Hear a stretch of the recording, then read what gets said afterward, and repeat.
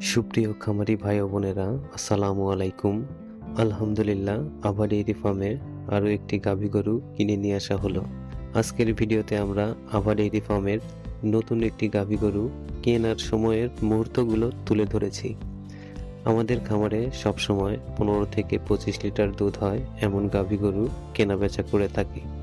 আপনারা চাইলে আমাদের সাথে স্ক্রিনে দেওয়া মোবাইল নম্বরে হোয়াটসঅ্যাপ ইমোতে যোগাযোগ করতে পারেন। ধন্যবাদ। সবাই ভালো থাকবেন, সুস্থ থাকবেন। আল্লাহ হাফেজ।